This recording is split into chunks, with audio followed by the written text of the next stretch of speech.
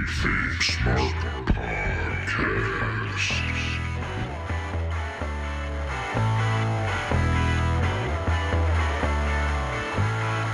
Welcome to the KayFabe Smark podcast with Eric Todd and Brian Rampa, your Smart Mark source for news and opinions on the world of professional wrestling. Hey, what's going on, world? This is the KayFabe Smark podcast. This is episode 69 coming at you on September 9th of 2021.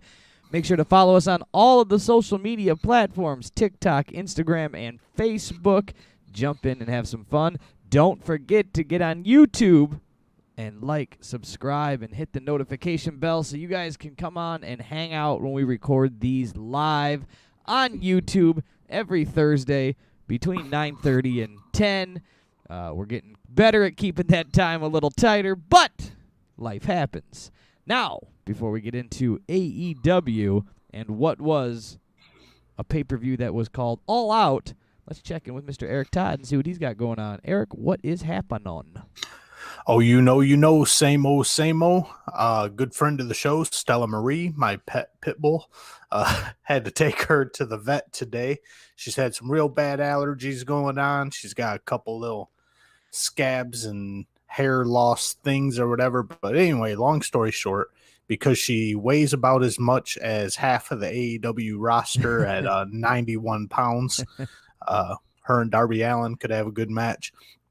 But because she weighs so much for a dog, her medication to clear up that infection and her allergy pills cost me $250 today, Brian. So. All right. There you go. That's like, just might as well have another human with you. I know. I grew up all my life with not an allergy in the world. And then here she comes just having all them allergies. She's allergic to everything. Dog's allergic to outside. Well, put that behind us, and we're going to talk about wrestling for a little bit.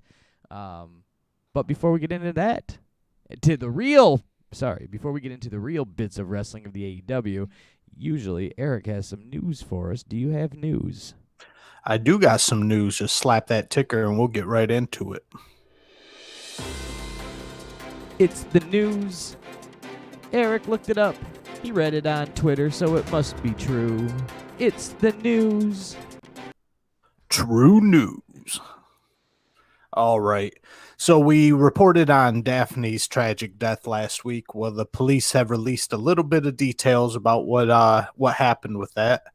Police went to Daphne's house in Norcross, Georgia, Thursday for a welfare check. They were met there by Daphne's mom, knocked on the door, couldn't get in. Came back a little bit later because I guess legally they couldn't just kick the door down at that point. They found Daphne dead on her bed with a gunshot wound to her chest and then a gun within reach. Medical examiner has not determined the official cause of death.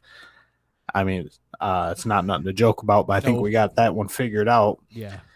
And, but yeah, this just reminded me a lot of, I don't know if you remember him, Brian, but there was a Hall of Fame football player in the, I believe, late 90s, early 2000s named Junior Seau. He did No, not me. Yeah, he was a big-time defensive player. But anyway, he had a ton of concussions and whatnot. So he also shot himself in the chest and requested his brain be examined to kind of research CTE and concussions and all that. And it appears Daphne had the same idea. She was talking about CTE and donating her brain and all this stuff on her live the night before she killed herself. So, yeah, I mean, tragic thing that happened with her death, but maybe some good will come out of it if they do end up examining her brain. Yeah, to figure out what causes that. The CTE stuff was, they were part of the blame for the, Benoit nonsense that happened. So, scary stuff. Whew. I don't even know what to say. It just gives you the chills. Yeah, definitely. In other news, WWE is donezo with Japan. They went ahead and shut down the WWE Japan office. About 100 people lost their job, and it turns out there will not be an NXT Japan which I'm not sure exactly when that was supposed to happen, but it was supposedly a big project going on with WWE Japan, and it is no more. Been nixed before it even started. I didn't even hear the rumor that they were even starting it, let alone killing it. Yeah, so I don't know what happened with that. Maybe Vince is pissed that AEW is working with Japan so much, and he's just like, you know what? Damn it. We're done. This is going to be good shit. This is not going to be good shit. Last weekend, there was a big event called AEW All Out, but before that happened, Mr. Moxley, Mr. AEW, won the GCW World title from, who do you want? Oh, Matt Cardona. Correct. Also known for his super hardcore wrestling style.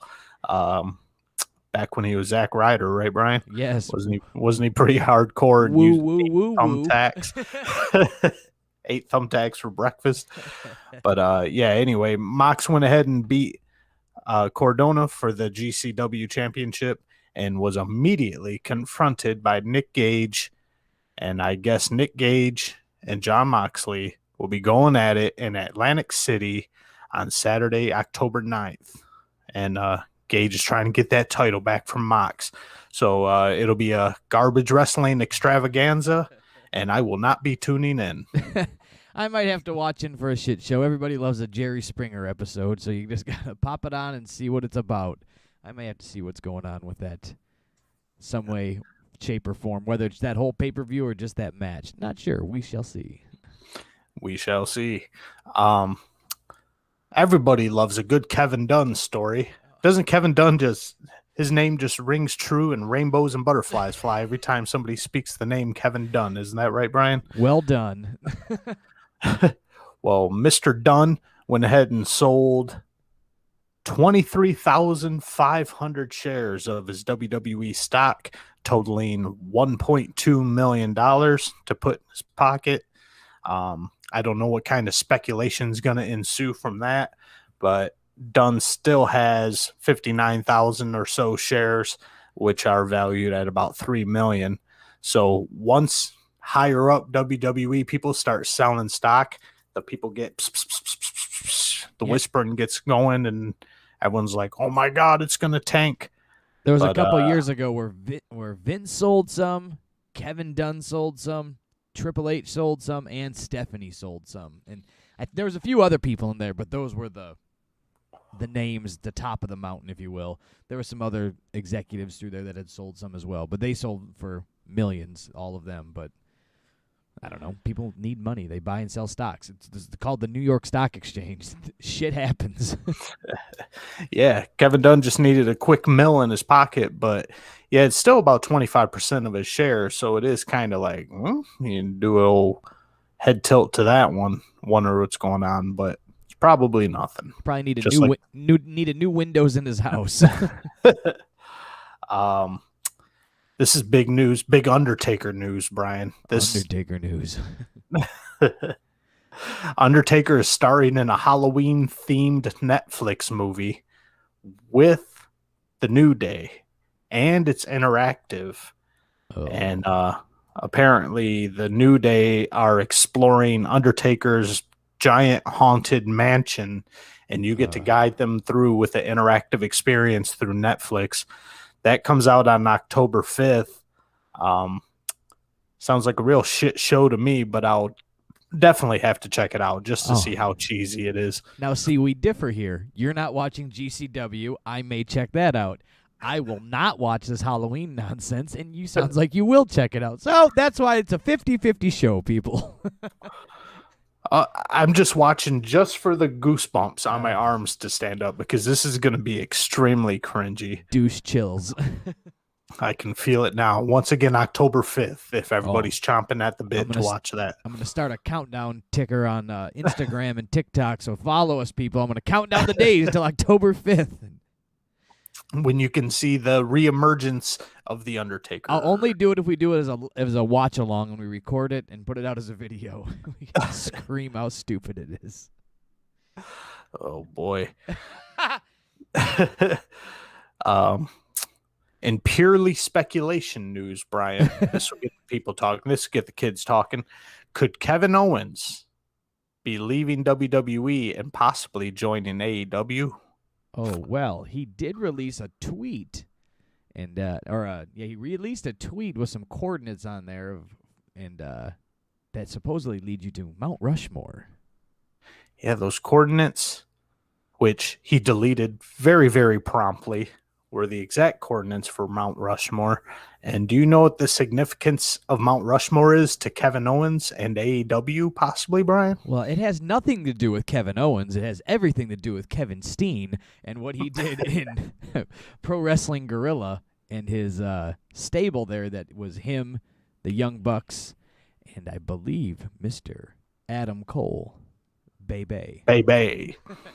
So yes, that was announced. Also being told around the water cooler on the old Twitter is that his contract is wrapping up sometime in January. So I did post about this on the KayFabe Smark Instagram. So there was some breaking news going on about that. Fightful Select was reporting about all this. So make sure you go on to Instagram, KayFabe Smark, check it out, stay up to date with the news as I'm researching the Twitter and posting about it. Right, and just to add to the speculation, originally everyone thought his contract was ending in 2023, but indeed, just like you said, Brian, his contract ends in January of 2022. And alongside his coordinates of Mount Rushmore, he changed the location on his Twitter bio to quote-unquote almost there. So, yeah. I mean, just like we said last week, cash and creative. So he's probably made his cash. If he can go hang out with his buddies and be really creative, it'd be a weird thing to not do. So, but, unless they offer him way more cash. I mean, all Adam Cole wanted was, he wanted just to be able to go on to Twitch, and that was a non-negotiable fact on either side of it. So here we are. And according to Jim Cornette, who worked very closely with Kevin Steen for a long time over in Ring of Honor, Kevin Steen is a pain in the ass when it comes to creative. He just constantly wants to do dumb and dangerous shit and goofy shit. So he would fit right in with the Young Bucks, Kenny Omega, and the rest of the Elite. Yeah, there you go. So we shall see what happens with that. Any other news tidbits hanging around? Little bit. PWI released their top 500 wrestlers, and who do you think topped that list, Brian? Well, that was Mr. Kenny Omega. Goodbye, mwah, and good night. I bid you. I do.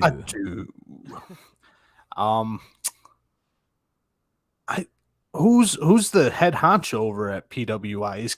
I can't imagine Kenny Omega is considered the best wrestler in the world by real wrestling journalists. Kenny Omega came in at number 1. Roman Reigns comes in at number 2. Bobby Lashley at 3. Drew McIntyre at 4. Kota Ibushi at 5. Moxley at 6. Will Ospreay at 7. 8. Finn Balor. 9. Shingo Takanagi. Not sure. And Rich Swann at number 10. That was your top 10 of the PWI 500. Well, here in that top 10, I would just tear it up and forget about it because Moxley even being in the top 10 is enough to make me want to throw up. Yeah, they got Kenny at number 1, and we'll talk about it, but I think that AEW failed on using that information that broke yesterday, again, by Busted Open Radio. I posted about it on our Instagram at thekayfabesmark, Smark, sharing that information as I saw it, and I don't think that AEW used that information enough in their TV show last night. Why wouldn't you? There's big breaking news on a Wednesday. I thought there could have been more, but we will talk. We shall. Mr. Levesque, Paul Levesque, Triple H, underwent a successful procedure at Yale New Haven Hospital. He had himself a cardiac event. Apparently, it's not too big of a deal. It was just caused by a genetic heart issue, and Triple H is scheduled to make a full recovery. So Get well, Triple H. But yeah, anything to do with your heart is always a little bit on the scary side. Little scary. Yes, I saw the pictures of him. He was throwing up his too sweet, and he was happy in his hospital bed there, and I'm sure he will be doing just fine. So all that for Mr. Trips. And a little bit of news on the Adam Cole Bebe saga. News has leaked on what plans for Mr. Cole were in WWE. If you recall, Vince and the rest of WWE offered Adam Cole a main roster spot and a huge bag of cash to stick around. And have you heard what those plans were, Brian? Yes, that's why I was plugging my nose if you're watching us on YouTube at the KayFabe Smark, because those plans were a stink-a-rooney. He was supposed to be a manager. Yeah, first things first, they were going to change his name because Michael Cole's already on the WWE roster, and we can't have two Coles. I get that to an extent because over on the AEW side of things, we got Page,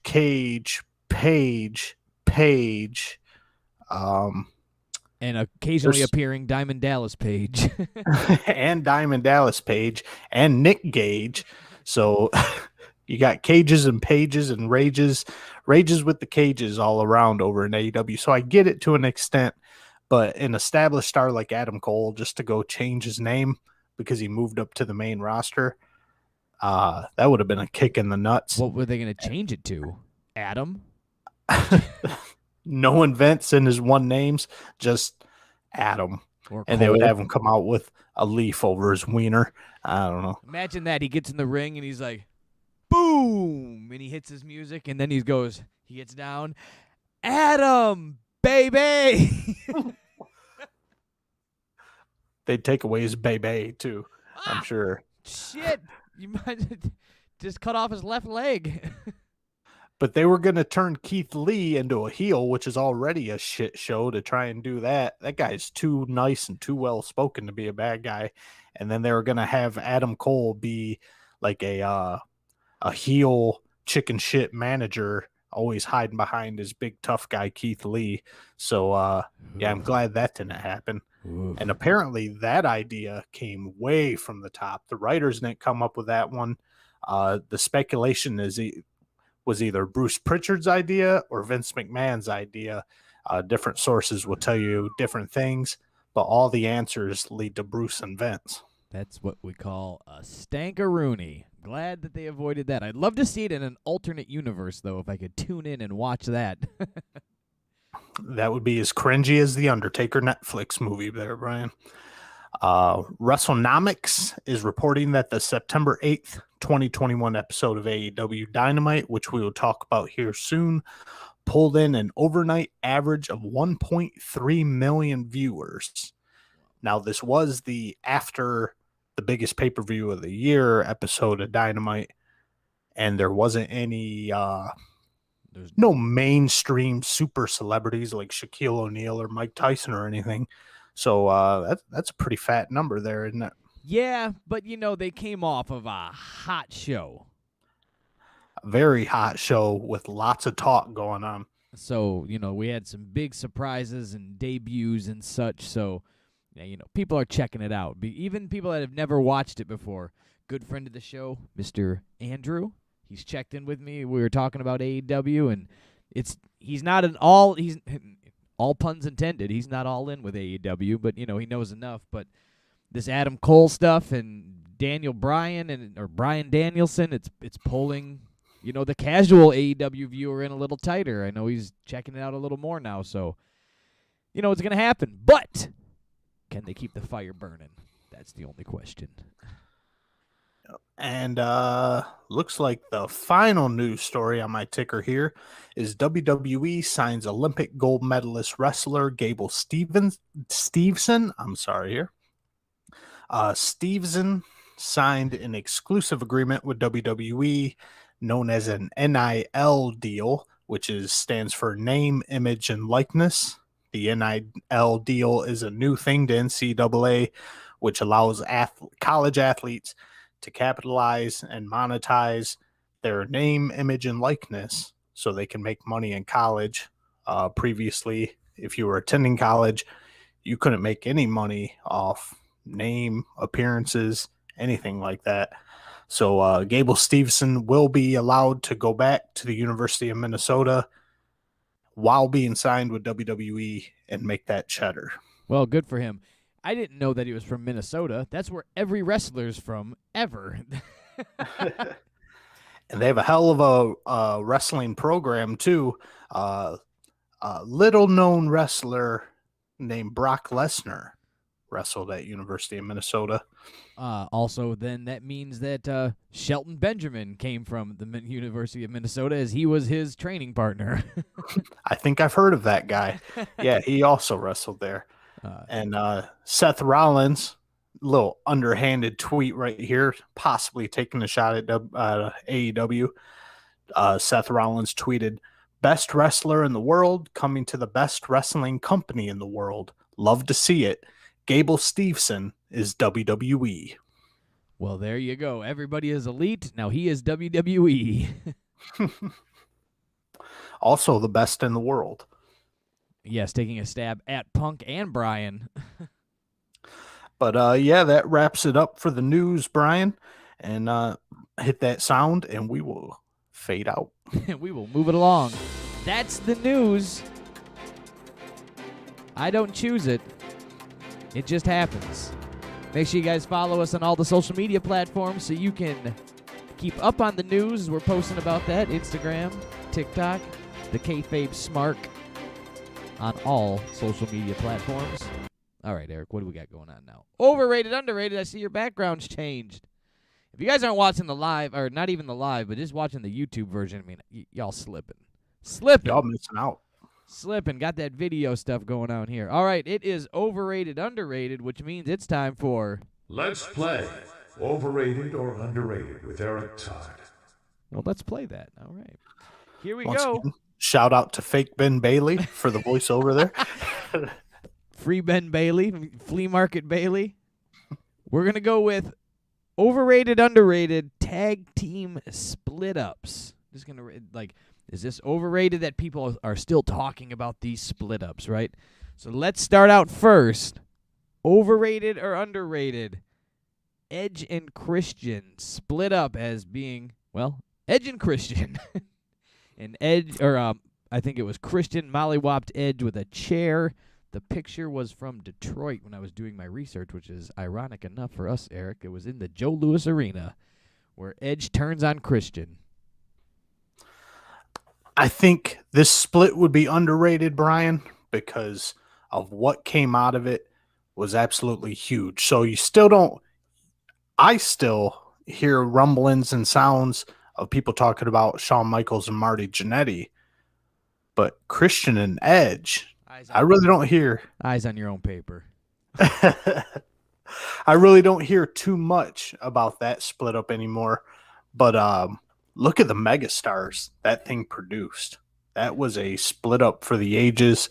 And so, yeah, Christian pushing 20 years ago. Yeah. And they're still rocking, and they're still championship contenders in their respective companies. That was an underrated split up. All right. Overrated or underrated? The Rockers in the barbershop. All right. So this split up is going to be overrated, Brian. Now, that was a hell of a spot, a hell of a segment in the barbershop. All of us have our Mandela effect memory going on there. You're in my head. Ask anybody who hasn't seen it since it aired, and ask them how Marty Jannetty exited the barbershop through the window. Did he exit it via being thrown, or did he exit it via being super kicked by Shawn Michaels? Guarantee you, everyone you know will say super kicked by Shawn Michaels through the barbershop window. My memory was that way too for the longest time. He got super kicked through the window. He got super kicked and then thrown through the window. News to me. Yeah, so, but yeah, that was a hell of a segment for real. But what came out of that split up, and for them to make such a big deal out of that split up, And for Marty to turn into such the dud that Marty turned into, it was a necessary breakup just to get Sean where he needed to be.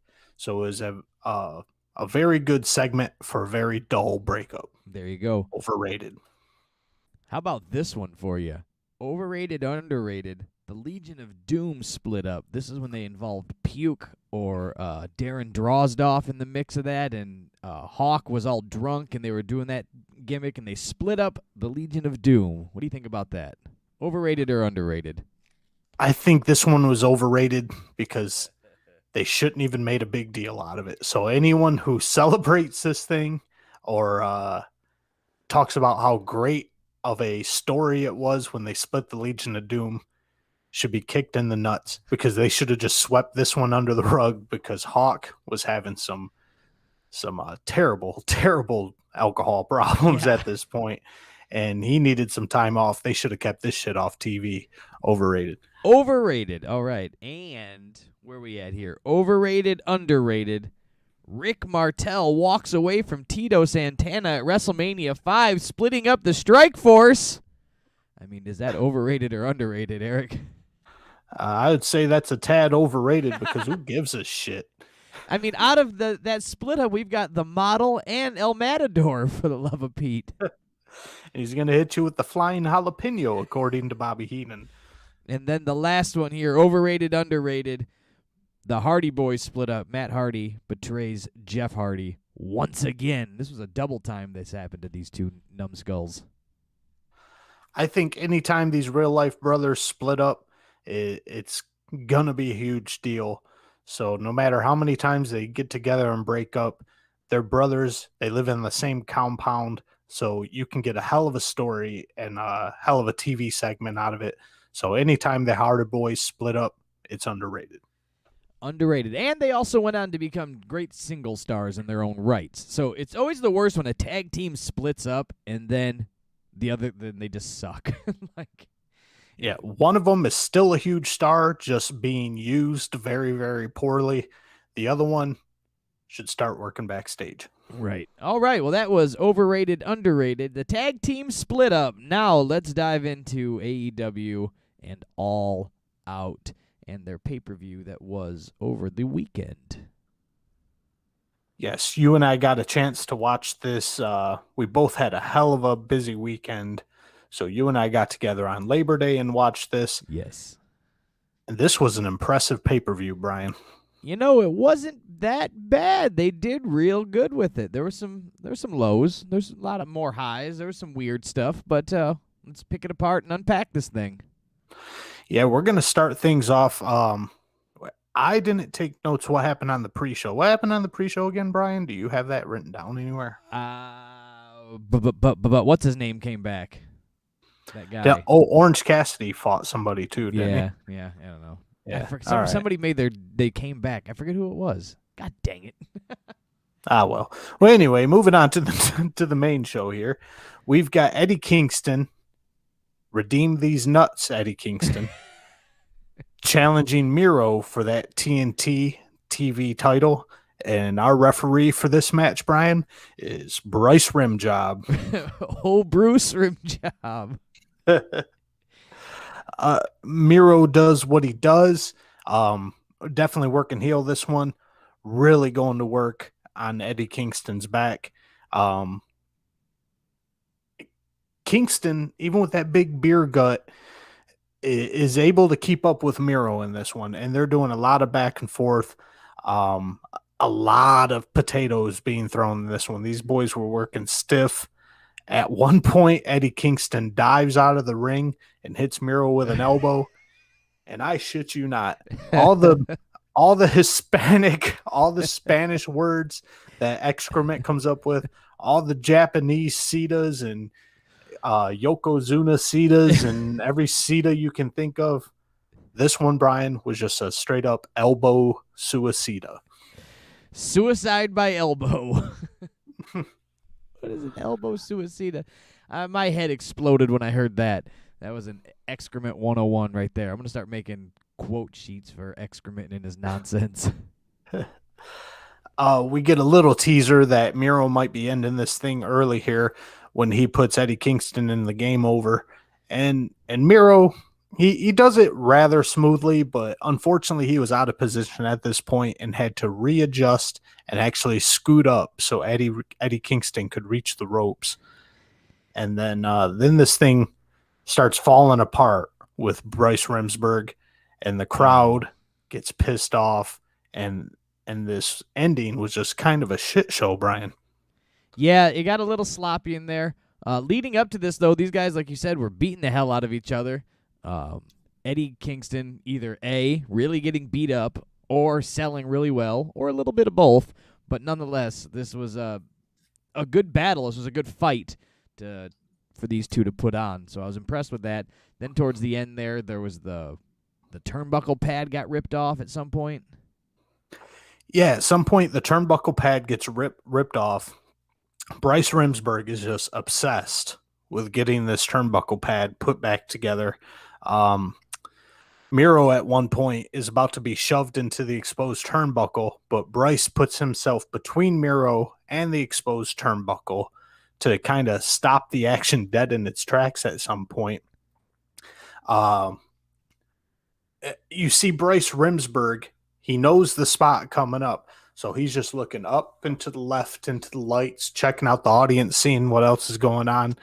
That way Miro could go ahead and mule kick Eddie Kingston in the nuts, and then go ahead and hit his finisher for the pin, and it's a wrap. Miro is still your TNT champion. Yes, this was a little bit sloppy, as you said, because, one, this match started out hot on the outside for several minutes. And by that happening, there's no rules. The AEW rules apply. No countouts, no rules. But then when we get in the ring and the turnbuckle pad falls off, for the love of Pete, guys, we have to have a turnbuckle pad. So I'm going to stop refereeing. I'm going to turn around. I'm going to block people from getting hit. Everything else in the sun happens in a match before they get in the ring, and nobody cares. But if a turnbuckle pad all of a sudden in the middle of it, it was a little forced and a little shoehorned to make it make sense. And that at that point, when Bryce Remsburg, I can't not call him Rimjob, intervenes at that point, because the rules that now have to be enforced and we have to protect our athletes. They made such a big deal of that.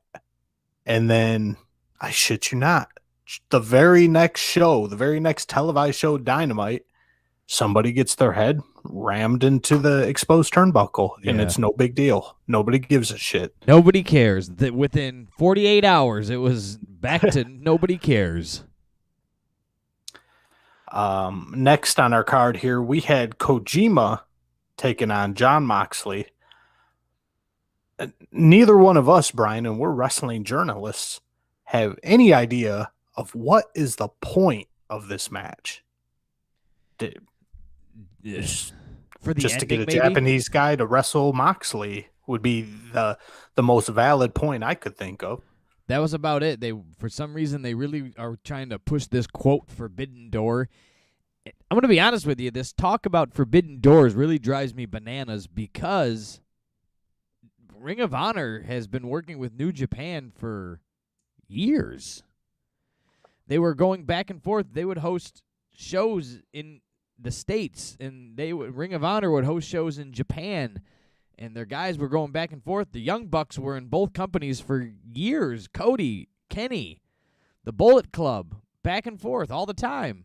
So what's the big deal about this forbidden door? I mean, if you want to count Impact as being a forbidden door, I mean, I could probably get them to come wrestle at my house. So, like, I don't get what the big deal is, this forbidden door, but they wanted to have a Japanese match and put it on a pay-per-view. And to make a big deal of the forbidden door with this guy Kojima. Now, there's some huge wrestling names over in Japan that the casual wrestling fan has heard of. Okada would be probably the main one that pops into my mind, but I don't think any casual fans, a fan who's not up AEW's ass, would know who the hell Kojima is. Have you heard at Kojima before this match? I did not. I was pretty deep in the New Japan stuff for a while, and it just is not one that stuck with me. But, I mean, I guess it's a big deal. Maybe they're just trying to make that internet blow up.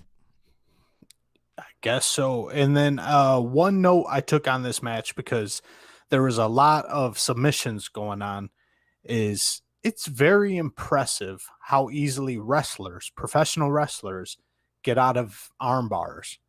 But if you see an arm bar in the UFC, match is over. It's wrapped. That dude's tapping because he doesn't want his elbow ripped apart. But in wrestling, you just see, even Ronda Rousey did it back in the day. They'll hold an arm bar for like 32 minutes, and then the guy just wiggles out of it. No danger to his elbow whatsoever. Yeah. And it just blows my mind how fake they make a devastating move like an arm bar look. Really, it blew my mind that the MMA guys never took note in watching professional wrestling on how to get out of the armbar by rolling around. They never, I mean, that's where they went wrong. You roll around and you just pop right out of it. It's easy peasy, lemon squeezy. This was a pretty decently worked match. There was just no story to it. No, I was going up. I forgot the guy's name for a moment. I'll be honest with you. Kojima's like 53, I think. I'm not even exaggerating. So you got a plus 50-year-old man in there with Moxley. And as far as wrestling goes, this was a pretty good match, but there was just no reason, even if you know who Kojima is, to be emotionally invested in this match. And that's my thing, Brian. When there's a feud going on or two guys really want to get at each other, I want to emotionally get invested. No reason whatsoever to get invested in this match. And Moxley ends up winning. Yeah. If the AEW took some time with this and made some promos to explain who this was a little deeper, to create a story out of it, but there was no story. This was just a match. That's all we got. We got more of a story out of the ending. Right. And this Japanese wrestler you've heard of, you even knew about his haircut before his haircut made its way to the TV cameras. Minoru Suzuki comes out to eyeball Jon Moxley. Yeah, from Suzuki-gun over there in New Japan. That's his stable that he runs. He's the head guy over there in the Suzuki-gun stable. And he's a crazy fucker. And he's another one who's over 50 years old. But I legitimately believe he could tear Moxley a new asshole and rip him limb from limb if he really wanted to. Suzuki those two end up just trading a bunch of blows to see who's tougher. Moxley gets a bunch of blood from his elbow all over Suzuki here, and Suzuki finally just ends this whole thing with a Gotch-style pile driver and leaves Moxley laid out. Leaves him laid out and tells the story for Wednesday, last night. Those two went at it, and we'll talk about that, I'm sure, in a little bit. We will get to that. We got a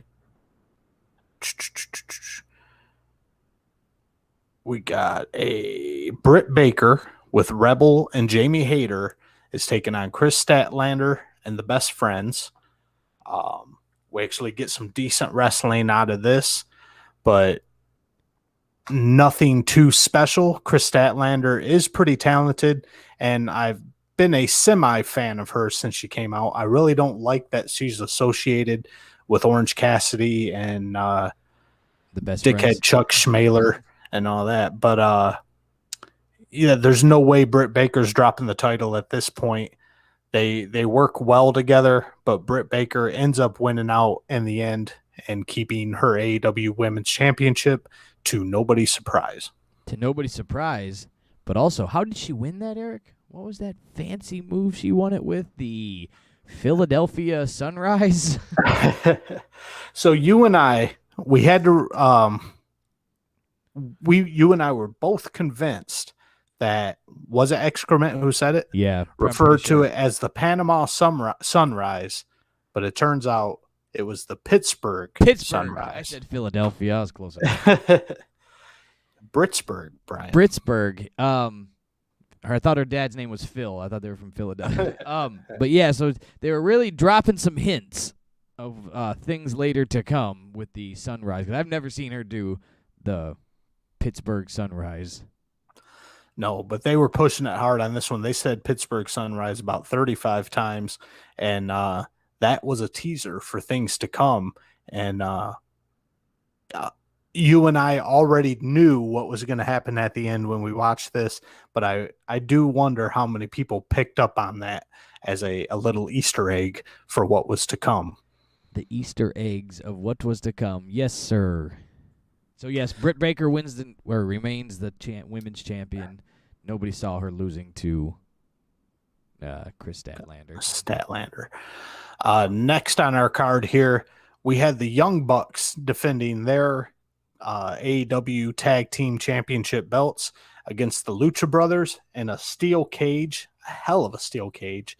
That sumbitch was high as hell. Yeah, that was a big steel cage, supported really well. It came down nice and smooth. There wasn't a big transition to getting it set up or put on, so that was always good because you hate when they do extended video packages or they go backstage for way too long while they're putting a cage together. But this was a little confusing because the rules were not explained, if there were any at all. It was weird. Was it a tag match? Was it a cage match? Was it a Texas Tornado match? Even JR gets confused at some point in the match.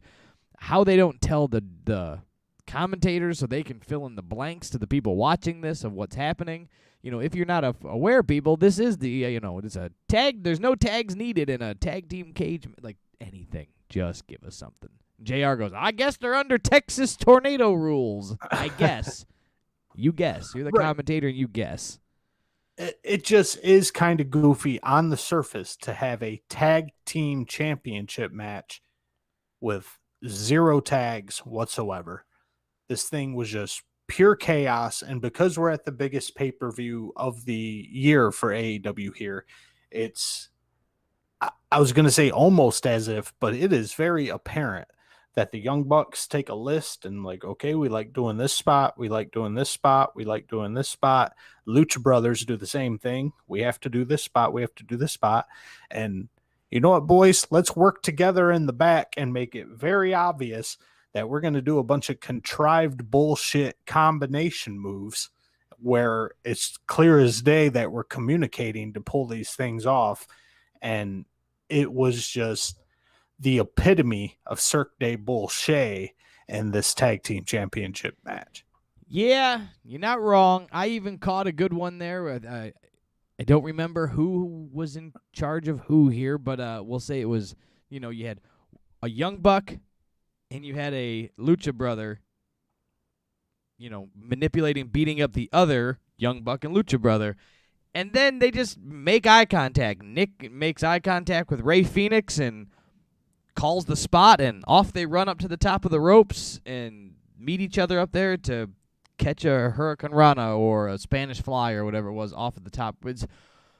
They just looked at each other, called the spot, and ran, and you could just see it. And it was just as blatant as can be. It was like watching bad magic. Right. It was like watching David Copperfield turn back to his assistant and be like, hey, move that fucking table so you can't see dickhead anymore. So you get cut. It was that apparent. You're almost, even though you were overstating it, you were at some point understating it, because if you saw the eye contact and the communication going on, even non-verbally, even just with the eyes, like kind of 1, 2, 3, you could almost read their minds on what was going on with this spot. And the fact that they're so blatant with it and they are just very, very open to not keeping anything up their sleeve. It is just all out, no pun intended, all out there that we're just working together and we're putting on a circus show for you guys. And this thing already, Brian, has been touted as, by multiple sources, possibly the best cage match of all time. I don't know. I mean, for a cage match, you put 4 guys into any ring, and you're going to get a lot of stuff. You get 4 guys that are willing to do some interesting things. You're going to get some cool stuff that can happen. So, I mean, I don't know. Is it the greatest cage match? Is there ever been a greatest cage match? I mean, the one that always sticks off is Mick Foley getting thrown off the top of one, but we only remember that because he got thrown off the top of it. The rest of that, I couldn't tell you what happened in between. So it's just, again, it was a lot of nonsense. That you can sprinkle it in there, and that's what makes it good. I guess, quote, makes it good, is that you just remember spot. You remember blood like crazy. Penta got gigged up under his mask somehow or by his eye or busted his nose. So, I mean, I don't think that was a blade job. Ray Phoenix is bleeding from under his mask. These guys were cut up and beat up for sure and taking some good risks, but to what reward? And it's just the Young Bucks recipe. It's Young Bucks soup right here. They want to put on the best show. They want to put on a 7-star match for their buddy Dave. And so they're like, we need at least 500 circus spots. We need gymnastics. We need blood. We need Air Jordans. We need thumbtacks. We need a 20-foot cross body, which we'll get to in a second. But even with Ray Phoenix and Penta bleeding like stuck pigs under their masks, the Brandon Cutlet throws in a bag over the top of the ring, which over the top of the cage, which kind of negates the point of the cage. Is supposed to keep shit out. But I'm just giving it to Brandon Cutlet that he actually got through and did his job. I was waiting for him to botch that spot. Yeah, he pretty much fails at everything he does, especially of being entertaining on TV. But one of the Jackson brothers, I believe it was Pieface, Matt Jackson, pulls a Nike Air Jordan out of this bag, and it is lined with thumbtacks on the bottom. And we just get thumbtack spot after thumbtack spot after already the Lucha Brothers are bleeding like stuck pigs. That was pointless. Ray Phoenix gets to the top of the cage, and this thing you and I stated at the beginning that Ray Phoenix absolutely has to do a spot off the top of the cage, or this thing just wouldn't be complete. It wouldn't be a complete Lucha Brothers Young Bucks match. Right. Because in the beginning, pointed out a very, very apparent stupid thing about this spot, Brian, that just kind of shit on the whole thing. Well, we knew he was going to jump because in the beginning, when they were introed and they did their big Aztec Warrior thing there with the big production, he ran into the ring and climbed right up to the top already.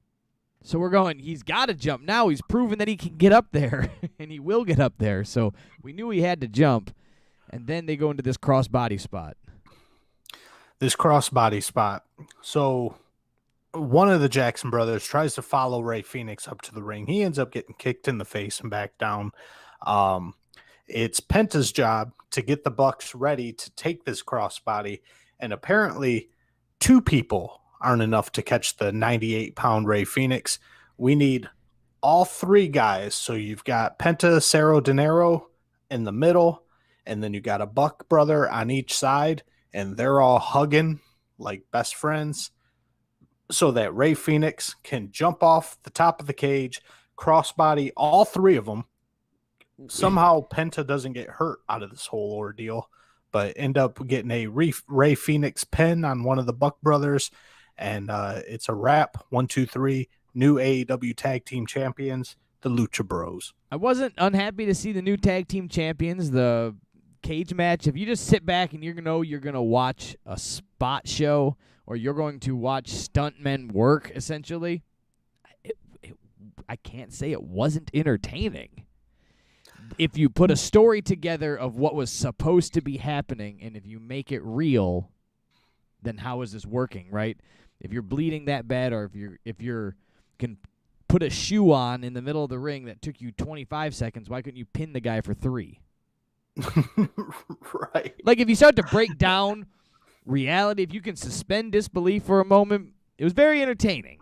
If you break down the reality of it, stunk on ice. So there's a little bit of in between. So I was very entertained. I was happy with the new tag team champions. Some of it got a little contrived, but we shall, take it for what it is. Right. And just 2 points I want to take out of this match here. One, the Young Bucks had to drop the titles. They were starting to actually get heat from the audience, wherever they were. And it was not the heat like we're big fans of the Young Bucks and we are booing them to help them because they're supposed to be bad guys. I feel it was heat from the audience of, we're tired of these fucking guys with these belts. So they had to drop them to somebody. And who else would the Young Bucks want to drop their belt to the Mexican version of themselves? They sure as hell weren't going to drop it to FTR. That would end my conspiracy theory right there, that they're trying to bury the shit out of FTR to maintain the status as best tag team champions or best tag team wrestlers in the world. But I feel they had to lose the belts at this point, and there was no one else they would choose other than the Lucha Bros to do that. Yeah, the Lucha Bros have made themselves a name to an AEW. They've come a long way, but you're right. It passes the torch along to what is an AEW tag team. Right. And then that kind of leads me into my second point. Then I promise we'll move off of this match here. So I guess I will concede that according to which audience is watching this match, if this is what professional wrestling is now, if it's, haha, we all know it's fake, we just want to watch gymnastics and be entertained and watch flips and spins, and if high spot wrestling is what wrestling is now, then fuck it. Give this match 7 stars. It deserves every bit of it.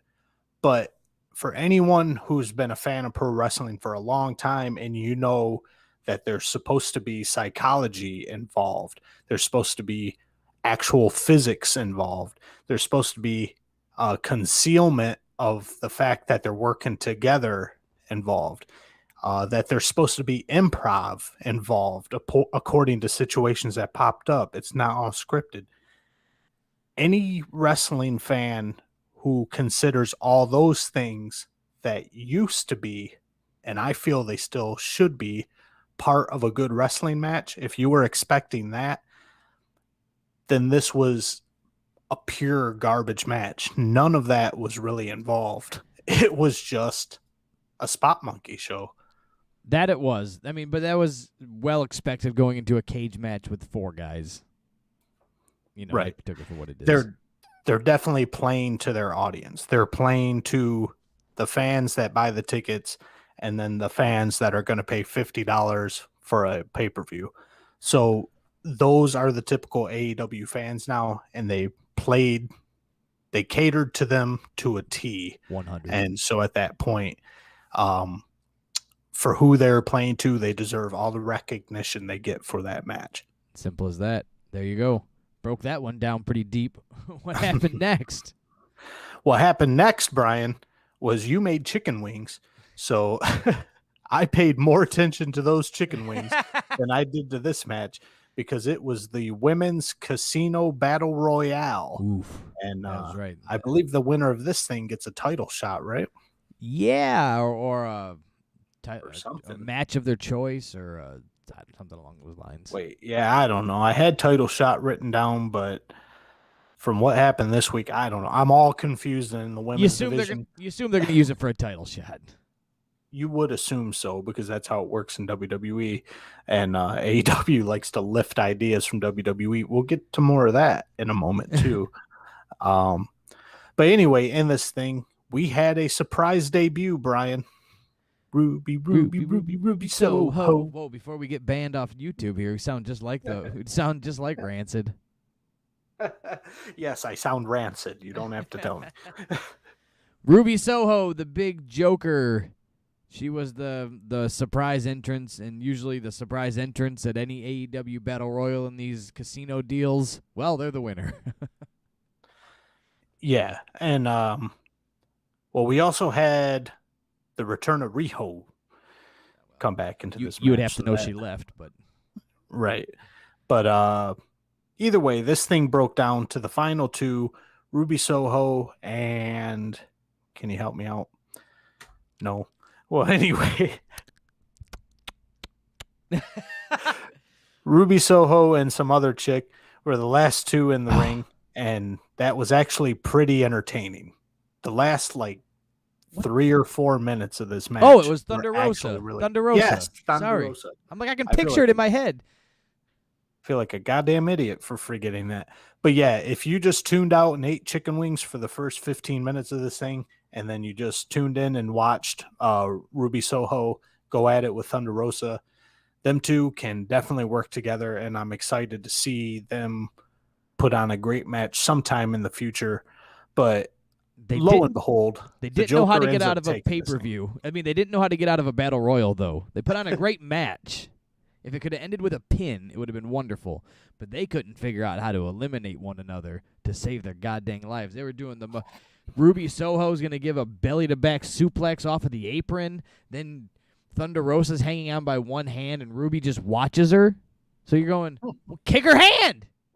Do something! So finally it happened, and Thunder Rosa fell to the ground, and you've got Ruby Soho showing up, surprise entrant, and she is your new number one contender. All you got to do is win a battle royal. That's what it is. And I think actually that was a stipulation. You're now the number one contender. Yeah. So whatever that's worth, that and 50 cents get you a cup of coffee. What did we do after we ate some chicken wings and watched that? I think more chicken wings came out eventually, but what did we do after that? Next, while we were cleaning these bones, waiting for more to pop out, we had Chris Jericho taking on Maxwell Jacob Friedman to save his AEW career, Brian. This was a must-win for Mr. Jericho. Was anybody thinking he's going to lose? It'll be 4-0, and MJF will just bury Jericho, and the match will be over. Did anybody think that at all? Sound off on our Instagram or TikTok there. Let us know your thoughts on that. Send me an email. Hop on over to the anchor.fm/thekayfabesmark and leave us a voicemail and let me know that you really believed MJF was going to win this thing. Because we knew he wasn't. It was impossible. We knew he wasn't, but we also knew he should have. The only possibility that Chris Jericho is going to lose this is if him and Fozzy wanted to go out on tour and spread the Judas amongst other things. And but yeah, Chris Jericho, first things first, the awkwardness starts out right at the beginning because Jericho comes out with just a guitarist, one guitarist, not a live band playing Judas. He doesn't have Fozzy come with him. He just has a guy on a guitar playing the singing part of Judas on his electric guitar, and the audience is trying to sing along, but they have no idea what's going on. And that was a kind of botched moment, I would say. And just the music Jericho's entrance. Yeah, and the music never kicked in. His real theme song never kicked in. There should have been a good spot to trigger it in to play along. But before we even had Jericho enter, we had MJF enter. And he got us all with the 10-second countdown and what looked like Jericho's entrance from WWE. And then it, as soon as it was supposed to be, you're going to get the bring the wall down. You just got whatever MJF's. You got MJF popping out and it's like, I just went, shit, he got me. He got me. He got me. I thought Jericho was going to do a play on all his entrances. But then Jericho comes out. He does his nonsense with the guitar. It goes over like a fart in church. And that's how this thing gets kicked off. And then as for the match itself, they worked well together. Really? Because this was the first time they've ever fought together. Wait a minute. It was the fourth time that the two have fought. They have lots of practice. Yeah. And how could it be bad? Hopefully this thing ends. Who knows? After MJF's promo on Wednesday night. Yeah. Who knows? They might go back to the well on this one. I hope they don't. But Jericho one thing you can say about him is he is a lot slower. He is a lot sloppier, but because he's a pro and he's been doing this for 30 years, he's pretty damn good at hiding it and working with an athletic guy, a young athletic guy like MJF. Jericho can save those steps. He can do a half-ass Irish whip. He can work on the outside, and he knows how to kind it all put together where he can save his energy and not hurt himself, but still put on a decent match. Yeah, Jericho knows what to do. Physically being able to do it at the level that he was it just happens. Like, you just can't keep going at that level as you age. It just doesn't happen. But if he can surround himself with young guys and that can do that stuff that he used to be able to do and get him over or, make the whole match look good, why not? And he can do that to an extent as long as he can keep his ego out the way. Right, and that's one thing Jericho's never going to lose is his ego. But this was another match, Brian, where rules matter in AEW, Brian, when they're convenient. When they're convenient. So we're jumping towards the end here. Yeah, nothing too special about this one. We've seen these guys wrestle 4 times now. But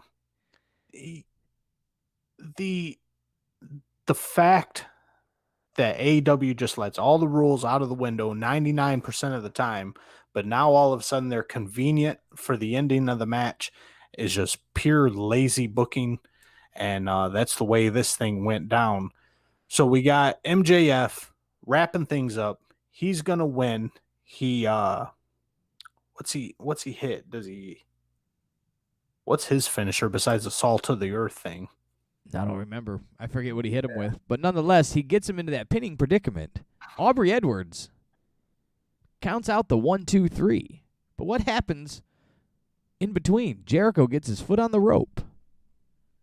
Jericho gets his foot on the rope. Now, mind you, we've seen about 500 rules be broken previously in this match. But now Jericho gets his foot on the rope. Aubrey doesn't see it. She makes the 3 count. Senior official Paul Turner, Johnny on the spot. Turner's a moron. That Paul Turner makes his way down to the ring, even after Jericho called him a moron. Right, Jericho. Turner's a moron. Yeah, Jericho said that. Paul Turner saves the day. Senior official tells Aubrey Jericho had his foot on the rope. The 3 count is not valid. Go ahead and restart the match. And then from there, it was a wrap. I believe MJF gets salt to the earth on, but Jericho wiggles his way out of it. We end up seeing a Judas at one point, and then it's a wrap. 1, 2, 3. Jericho saves his ass and saves his career. Not even a 1, 2, 3. Remember, he put him into the lion tamer, and then he had him in that Boston Crab lion tamer walls of Jericho, and then he tapped out because he got the "you tapped out" chant, and MJF taps out. Nonetheless, Jericho wins.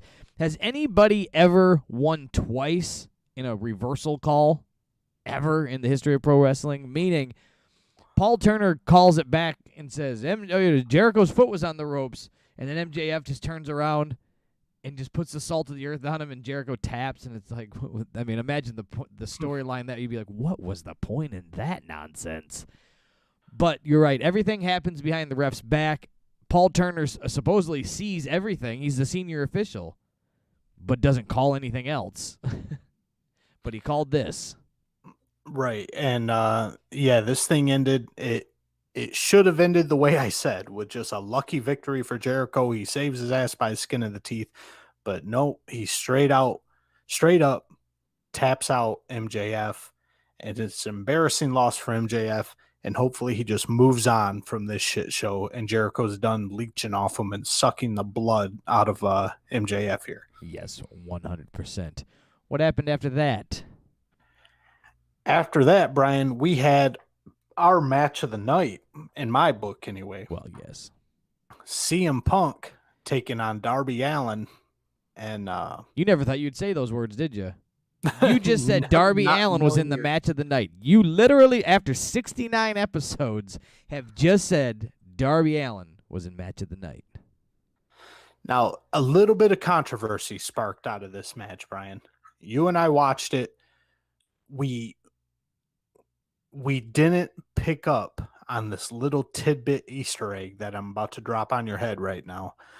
After this thing aired, you and I said it was an awesome match. They worked together. You could see Punk communicating. You could see him a little bit too much communicating with Darby Allin, but he was calling the match in the ring, improvising when it needed to happen, calling spots, pulling those spots off beautifully.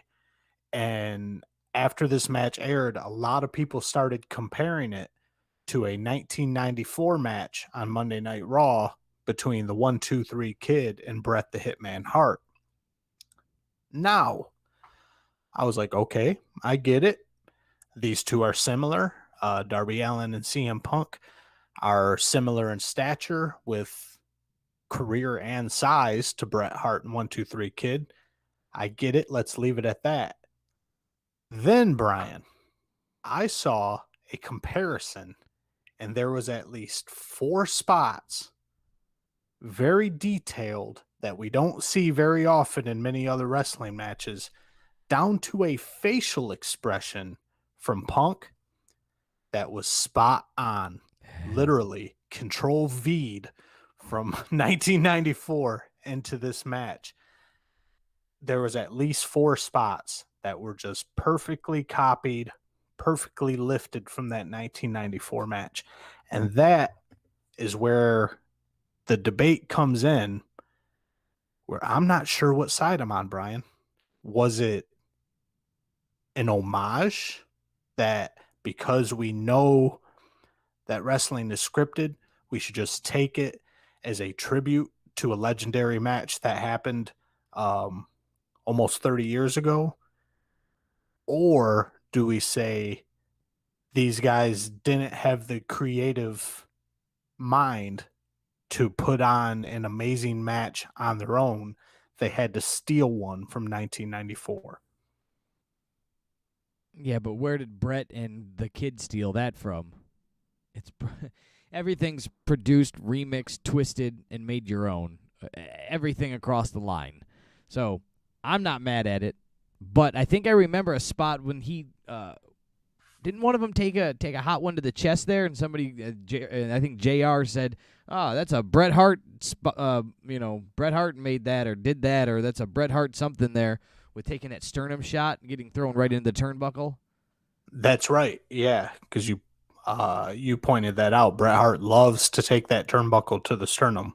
Yeah, and that's when we were started talking about how getting your shit in didn't always mean the offense or getting defense in or whatever. You beating up the other guy meant you getting beat up as well, so we were comparing that. But I'm not mad at it.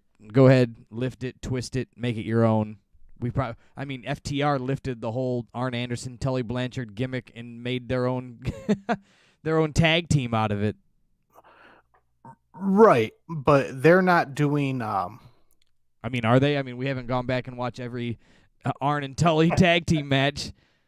That's true, but I'm just saying they basically took 4 spots, and I'm talking muscle movement from muscle movement, lifted it. At one point, actually at the very beginning, Punk and Darby lock up, and they're struggling to gain an advantage on one another. Darby ends up pulling an arm drag out of this thing, hip toss arm drag, something like that. Punk, as he's sitting up and getting up, tilts his head and kind of like, well, yeah, this kid's got it. And then same exact spot, struggling to gain an advantage. 1-2-3 Kid, hip toss, arm drags Bret Hart. Bret Hart sits up and goes to stand up, tilts his head and is like, well, they did the spot copy and paste. They didn't make it their own. That was my argument. And I'm not shitting on this match because it was amazing. I just don't know where I stand on it. That's the only thing. Well, I think Punk overshadows it, and I don't give a damn. But definitely still, even after learning that information, this match was match of the night. These two worked fantastically together, and I can't wait to see what's next for CM Punk. Darby Allin, he's just going to go back to his Daredevil shit, but he's still a hell of a worker, and he knows his shit. Yep. And he keeps getting the name tossed around. Everybody that debuted and people that have been talking and throwing the name Darby Allin, Jungle Boy. These names keep getting repeated, so people are thinking highly of some of these young cats, which is good. That's what this company's going to survive on. They're going to be built upon the backs of Jericho, Cole, Daniel Bryan, Bryan Danielson, things along those lines, and CM Punk, and then they're going to stay standing for your MJFs and your Jungle Boys and these types of things, and your Darbys. Like him or not, he's a brick in the wall. Without him, you need Darby now. You need him. Yeah, Darby is a huge staple in the AEW company right now. But basically, Punk executed his job to a T in this thing. He made Darby Allin look like $1 million. Showed off all their strengths together, but still hit that go to sleep and got the pin on Darby Allin. And then at the end of it, he did not raise his hand. He did not hug him. He did shake his hand, and he moved on with it. And then Punk decided to drop every F-bomb in the world and say, I've been gone for 7 years, act like you fucking forgot. There's so many of these things. He's screaming and yelling, fuck this, fuck you, fuck them. So there you go. That was Punk. Was very excited to start cursing and yelling. But he didn't do the all friends wrestling, as Eric hates so much. Right. After every match, it seems like with a huge rivalry, they just want to hug each other and raise each other's hands. Like, oh my God, I'm so honored to wrestle you. And it just goes back to we're all buddies, we're all pals. Shit, Sting came in and challenged Darby Allin for the TNT Championship. They had a match together. And now he's his manager. I mean, that's how good of friends they became after wrestling. Right. We only wrestle for purely competition. We don't wrestle. We don't get emotionally involved. We don't bully each other here in All Friends Wrestling. But let's see. So that wrapped up with Punk winning there. He drops all the F-bombs, and that's what reminded me of the F-bombs.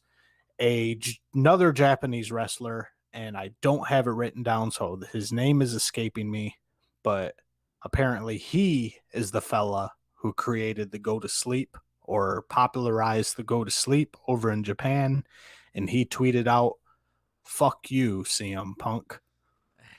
Well, what are you going to do? Who knows? Maybe we'll see Punk in Japan now. I can't think of his name either. I can picture that son of a bitch in my head, and it'll click to me in a minute. Kenta? Kenta. Yeah, Kenta did it. Remember, he came over he came over and he was in AEW. He wrestled for a minute. He came over and fought Moxley for a half second. That's right. Apparently, he made the go to sleep. Right. He did the GTS as well. That's who it was. I'm like, I can think of it. Kenta, yes. Anyways, go on. Look at me with my Japanese wrestling knowledge. Straight up encyclopedia right here, folks. If you're not tuning in, you're missing out. Not tuning in, you're missing out. Next, we got our cool down match. I got to go take a piss. This was grab some more chicken wings match. This cooled us so much down. We forgot this son of a bitch was on the goddamn card. We said they're going to have MJF and Jericho, Punk and Darby Allin, and then finish it with Kenny Omega taking on Christian. Like, that is a triple threat triple headliner there. We forgot about, it's not the Big Show and the other guy. So we had QT Marshall in his big rivalry, this big show of a rivalry with Paul White here. And boy, this thing stunk on ice. I mean, they did what they could with it. We knew from the moment we saw Paul White walking out with a singlet on and his weeble wobble knees pointing inward, and he can barely walk. This is 1993 Andre the Giant right here. Yeah, he's going to be leaning on ropes, leaning on the guy. Unfortunately, he just doesn't need to be in the ring. He can still do his commentary. He can still be involved as like an enforcer or something, but he just doesn't need to be in the ring. It's just not the same. We didn't get any explanation from last week of why Billy Gunn hit him with a chair and, quote, turned his back on him. Billy Gunn wasn't even nowhere to be seen. No promo, no nothing. Didn't come out with QT Marshall in any sense of the way. Just, I hit you with a chair, go fish. And all we just decided that was about was just to be able to say when he is slow and moving slow, they go, remember, he got hit with a chair in that surgically repaired hip. That's all it was. Yeah. But anyway, AEW did their best to cover this shit show up.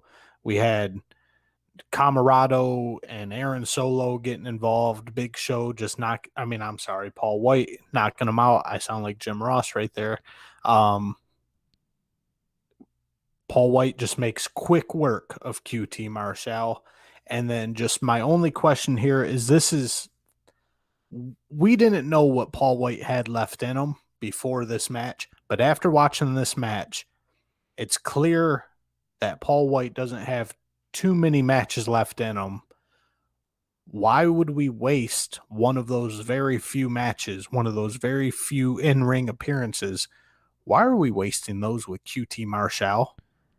Nobody gives a flying fuck about QT Marshall. Why wouldn't we use a bigger name?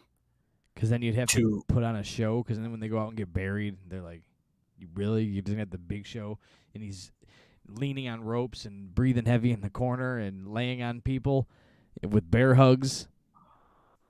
To get CM Punk went out there and got buried by him. John Moxley, what are we doing here? Well, I think that's where you go with the Hogan and Andre at one point. Maybe they're working towards that. Who knows? Maybe one of their top stars will take on Big Show and body slam him and do a leg drop and call it a day. There you go. I don't know. We will see. It stunk. It was what it was. I can't even say it stunk. It was exactly what I expected. I don't get mad when I go out when I see my dog shit and then I go outside and find dog shit. Like, it was exactly what I expected. Dog shit. Dog shit is the perfect analogy for that match. And then we move into our main event, Brian. We have Kenny Omega defending his AEW world title against Christian Cage. And I'm going to be honest with you. By the time this came out, this match happened, I was drained. I was too. This was a very long pay-per-view. I believe it was 3 hours and 47 minutes. Yeah. And that was a hell of a long time to watch wrestling in a But not even so much that for me. It was that triple headliner, main event that you had going on. You barely had time to recover, even with the cool down match with Marshall and not the Big Show. You're still hot off of Punk and Darby Allin. You had that cage match. There was a lot going on. Whether you loved it or hated it, there was a lot going on. You had Britt with the tag or with the women's championship. There was a lot happening. By the time this came out, you're like, oh yeah, I forgot there's still this. They didn't, and I thought also too it was a little lackluster on the building towards this match.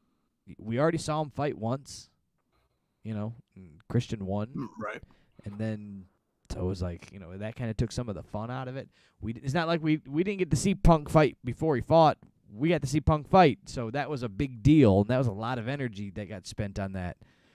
So, I don't know. I just think that's burnt me out a little bit. I was a little burnt out by the end of this. And then this match moved a little slow. Yeah, I'm in the same boat here. So, these two, we've seen them work together before, and Christian Cage, he once again been in the business for a long time. He took some time off, but he still knows what he's doing in there. He still knows how to work with guys. He gets a really good match out of Kenny Omega. Kenny Omega is missing a little bit in his fundamentals.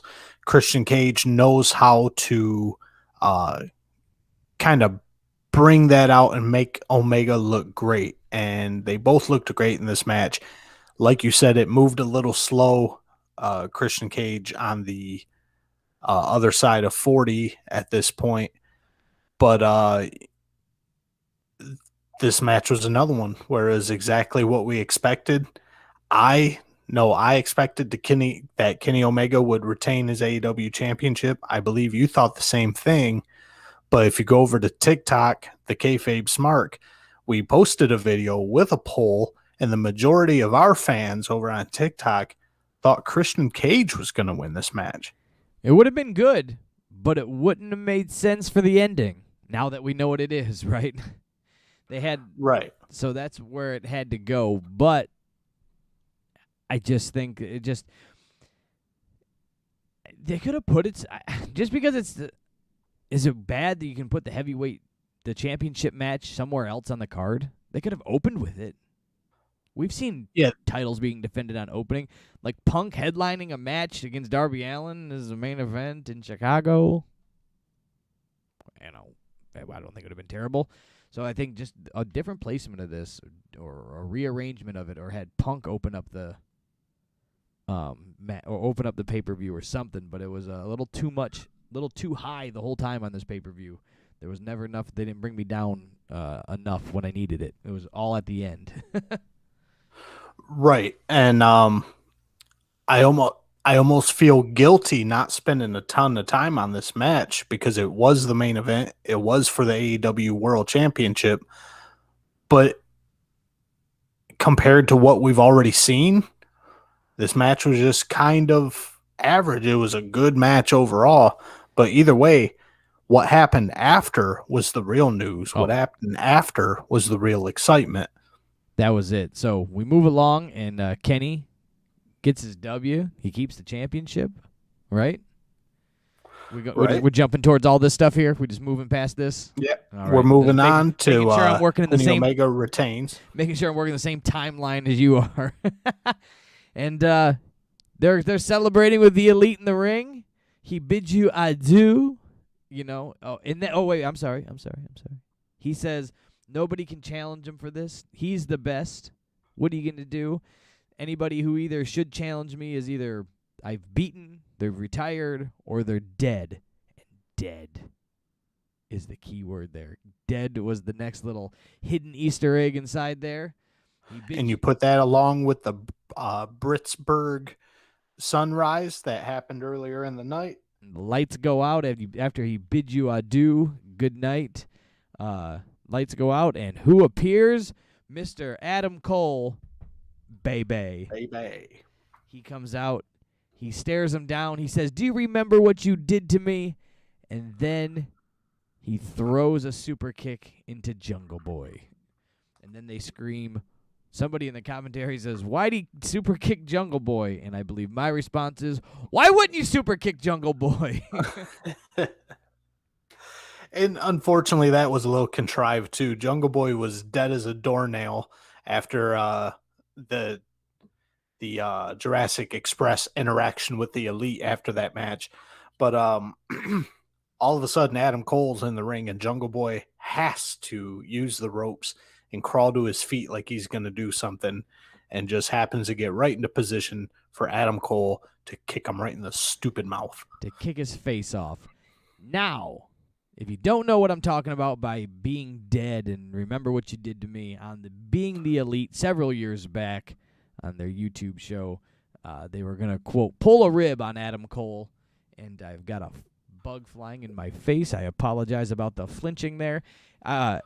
They're going to pull a rib on Adam Cole, and they were going to put something in his drink, and they thought it was funny, and then it killed Adam Cole in Being the Elite, and that's how he died and left Being the Elite, because he had signed a contract with WWE/NXT. He was going over there to do all his nonsense. So it was always a running joke for the last 3, 4, 5 years on Being the Elite that Adam Cole was dead. Adam Cole's dead. Adam Cole's dead. The death of Adam Cole. The ghost of Adam Cole. They would always call back to it. Very funny. Made me laugh. But that's what that joke is about. So, now he super kicks Jungle Boy, and he joins his buddies in the Elite. The Young Bucks lay their patented kiss on him, where they kiss each cheek. That's something, again, they've been doing for many a year. And here we stand with Adam Cole, Bebe, in All Elite Wrestling. And we think that's the end, Brian. That is the perfect cherry on top of the sundae for the night. But that's not all, folks. All of a sudden, Flight of the Conchords kicks in, a nice little hip-hop remix of it. And here comes none other than Bryan Danielson with a little nice tight top knot on top of his head, and the yes chants start going bananas throughout the entire arena. Right. And he is back. He is here. He is AEW. He's looking fresh. He's looking healthy. He's looking good. And he gets in the ring. And is he joining the Elite? No. Not at all. He is joining the good guys. They run off the bad guys, and it's a wrap on the television show or on the pay-per-view. We go off air at that point, and then a few people who are in the audience decided this was a good time to bust out their phones, and Bryan Danielson delivers off air. He delivers a promo. Long story short, puts over the WWE, said he loved working there. He had a great time working there, but this is where he wanted to be because there's so much young talent to work with, so many guys he wants to work with. And once again, long story short, AEW in Daniel Bryan's mind is the place to be, the company to help grow and blow up. Bryan Danielson, not Daniel Bryan, you silly goose. You're going to call him by the wrong name for about a year and a half until he goes back to WWE, and then you're going to forget what it was again. Yeah, I think they got a lot here. They've got a lot. We got a Ruby Riott. We've got an Adam Cole. We've got a Bryan Danielson. You got CM Punk. You've got Jericho. You've got MJF. You've got Miro. You've got Moxley. Yeah, you got a lot. But can you maintain it? Don't fall into the curse of WCW by the only pop that you're getting for your ratings, for your pay-per-view buys is who did you steal away from WWE and then not know what to do with them. Don't pull a WCW with Bret Hart and sign Bret Hart and then not know how to use Bret Hart. How do you not know how to use Bret Hart? So they dropped the ball with that. AEW, just if they can play this right, they'll be doing good. You know, and just like you stated right after this when we were done watching it, they need to get like one more person. You threw out Charlotte Flair, now KO being in the mix, and close the borders. Yes, because they're going to get into the waters where they have way too many big names for their small amount of shows that they do. That's it. Way too many names and not enough minutes on TV. And these guys aren't creeping on the come up, so they're not looking to be at house shows, which AEW doesn't even run, but you get what I'm putting out in here. They're not even going to be at house shows, or they're not going to be doing, these pre-taped Saturday morning shows. It's going to be, did I get on Rampage and did I get on Dynamite? Can I get on the pay-per-view? No. How am I supposed to eat? And so you got that. And then there's just so many things I fear, mainly two big fears, that because AEW also has 2 or 3 YouTube shows and only 3 hours of television per week between Rampage and Dynamite, I fear that they're going to start watering down the Bryan Danielsons, watering down the Adam Coles, watering down the CM Punks by making them do YouTube shows, which just come off as low rent. I don't see that, but that's just my gut right now. That could happen, yes. I don't see it happening. Unfortunately, what I see happening is almost the other side of that coin, where your Bryan Danielson and your CM Punks are going to steal the airtime from Dynamite, pushing,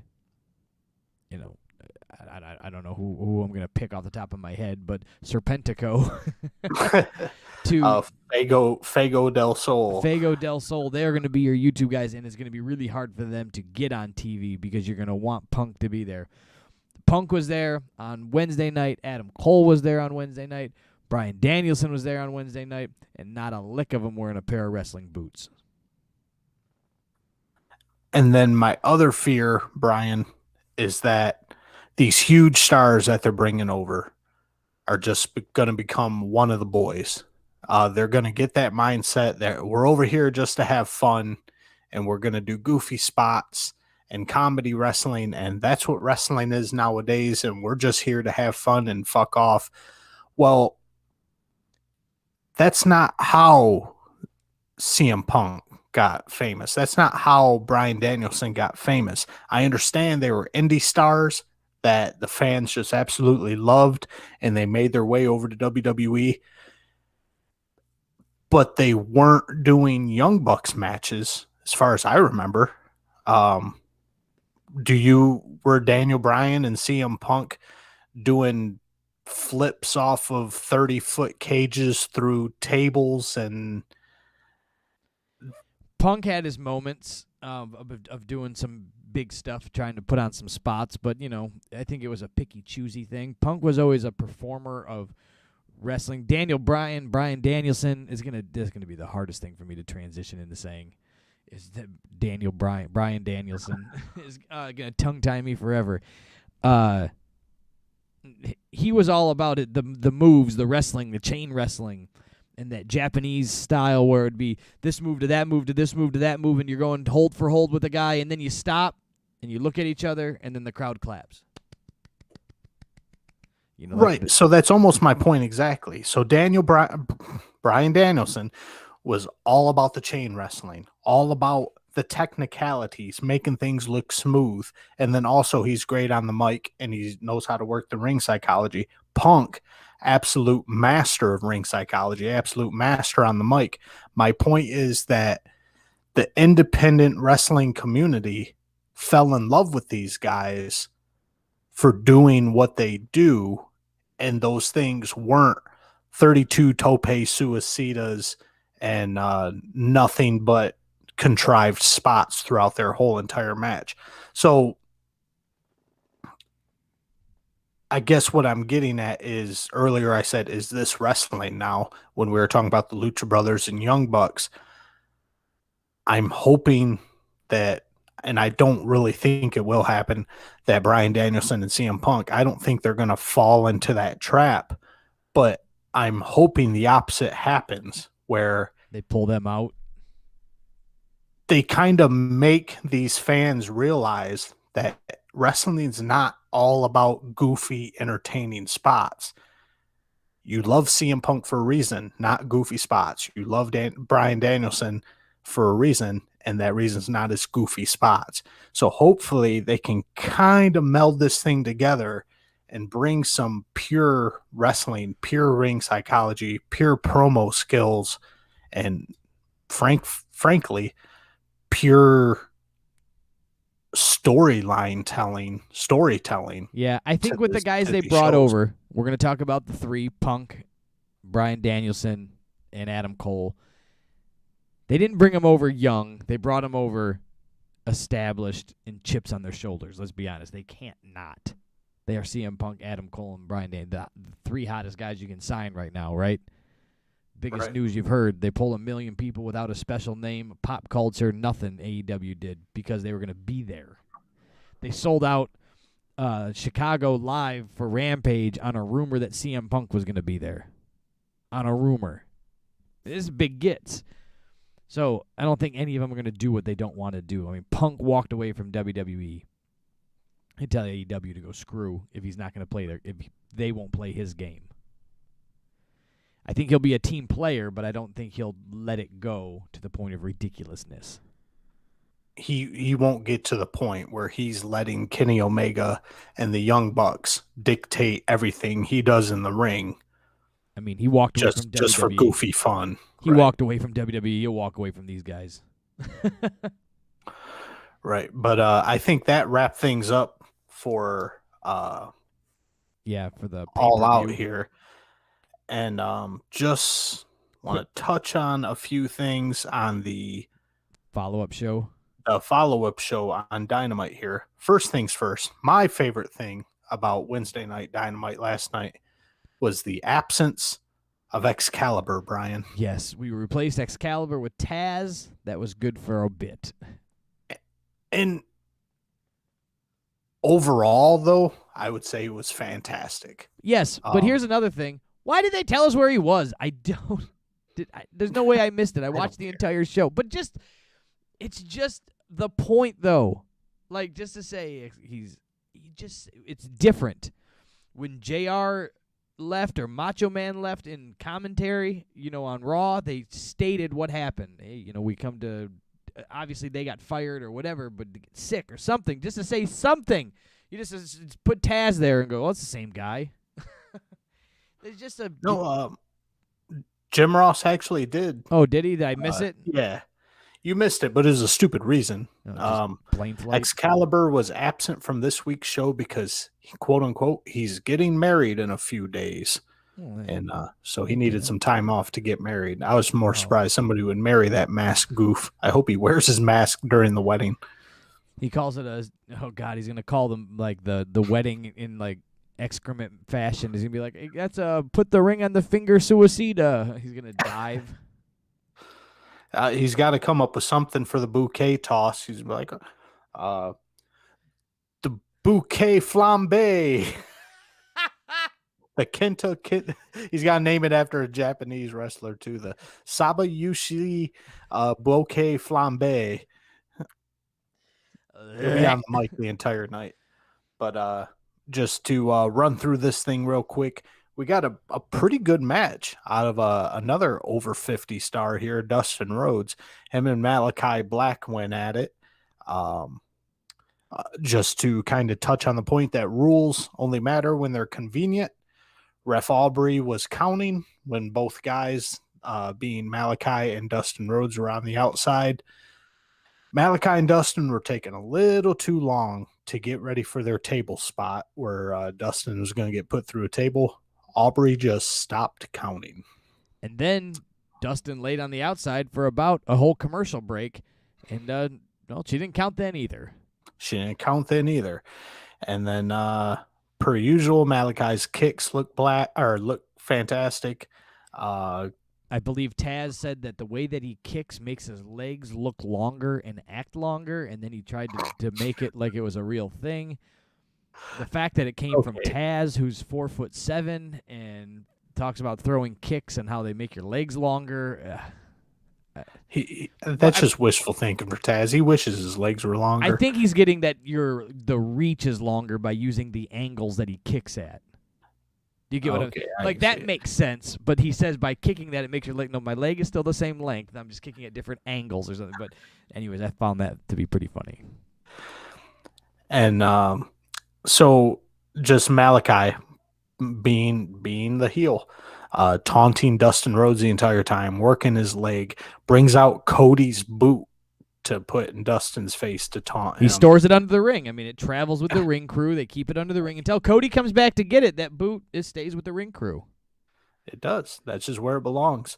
Let's see. Oh, we get a Canadian Destroyer not from Malachi Black, who you would expect to do a Canadian Destroyer since he's Dustin's been throwing this into his repertoire. We get a 50-year-old grandpa doing Canadian Destroyers in the ring. And if anybody wants to make wrestling look fake, that's the way to do it. And more rules only count when they're convenient. We have another exposed turnbuckle here. Dustin Rhodes ends up getting his face smashed into the turnbuckle.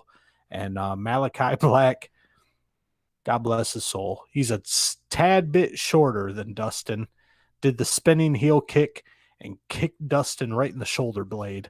And that was enough to put Dustin out for the count. And the commentators tried to cover it up by saying, I'm pretty sure the turnbuckle knocked him out, but he also got kicked pretty hard too. Yeah, they tried. It happens, and life goes on. There's nothing you could. I mean, that's just you let those ones go. That wasn't an AEW moment. That was just a bad moment in wrestling. Just a bad timing. Just gonna pick up on a few highlights of this show here. Miro and Eddie Kingston are kind of doing a dueling promo here, which ends with Miro is gonna give Eddie Kingston's bones to his wife as a trophy, and he's going to give his soul to his God. So Miro, he's still playing this gimmick up, and I am eating it up. Yeah, Miro, I say it every week for the past couple months. He's doing fantastic with this chosen from God championship. He is the Redeemer. Yeah, it's not bad. It's going over pretty good. It's better than the best friend or whatever he was, the best man in playing video games. CM Punk comes out, huge pop. It's clobbering time. He is basically cutting a promo in the ring. talks up AEW, talks up Darby Allin, wants to know what the audience wants for his next opponent. Who should he take on next? And this is where Marble Mouth Taz gets involved, grabs the mic, and tells Punk, don't you dare mention a member of Team Taz as somebody you want to fight. I didn't. And Punk doesn't let it go. He's like, wait, who said anything about anybody from Team Taz? I didn't say anything. And Taz tries to stick to the, yeah, you did. I'm pretty sure on an interview. Don't you dare. Don't you dare. Don't you dare. I was screaming. Just no sell it. No sell this. And have him be like, all right, I won't. So back to the crowd. What do you guys want to hear? And then just imagine that backstage.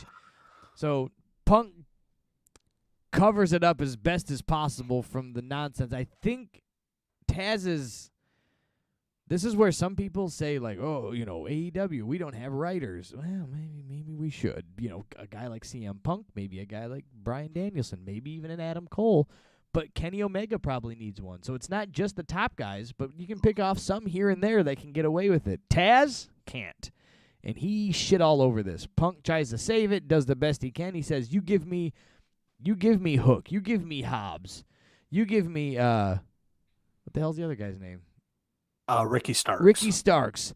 You give me them, and then the best, the insult to injury, the Taz quote thrown back at him. Survive if I let you, or beat me if you can. Survive if I let you, and throws Taz's old ECW quote right in his face. I thought that was great. Yeah, so it got a little jumbled in the middle there, but this interaction between Taz and Punk, they definitely are pros. Unfortunately, Taz got a little marble mouth, like I said, but you can feel the heat. They're working because they're such pros. But Punk telling Taz, don't you dare ever interrupt me again. I felt it. Punk is so good that I was like, oh man, he's pissed for real. Yeah, it was a translation from wrestling talk. Don't you dare interrupt me again and come in here with horse shit, you dumb fuck. Like, if you're gonna your spot's to interrupt me and do it right. Otherwise, sit there and shut up if you're not gonna do it right. Pretty much translated perfectly, Mr. Rampa. Santana and Ortiz do a video package just to let us know they still exist. This was the night of promos. Ruby Soho and Britt Baker are backstage. They're teasing their eventual match that's going to happen. I like that Ruby called her Brittany. Hello, Brittany. And then Brittany throws a hot potato right at Ruby Soho here. Says, your gimmick's the Runaways or whatever. Why don't you run away to catering where you spent the last 4 years of your life? That was a pretty good one. That was fantastic. Britt can talk, and props to Adam Cole if he's the one teaching her how to cut a promo. Powerhouse Hobbs defeated Dante Martin. Nothing too special about this one. Just some power moves and some spot monkey moves. It happened. Dollar Store Jim Cornette, Dan Lambert made his appearance with Scorpio Sky and Ethan Page. I did read an interesting thing on Twitter today that some speculation of where this Dan Lambert character comes in is that they're using that to copy what the trolls are saying on the internet to like Eminem 8 Mile themselves. Like they can make fun of themselves through Dan Lambert, who can then, so that way they're taking away the power from the trolls, if you will. So they can say, these guys are short, these guys are little, these guys suck, you guys this, you AEW, you chant all this, ha ha ha ha ha ha. So everything that people hate on AEW about, he can make fun of and, Cheddar Bob himself. Or AEW can Cheddar Bob themselves. Right. Well, if they keep it up, they are going to shoot themselves in the leg, just like Cheddar Bob. But make me shoot myself.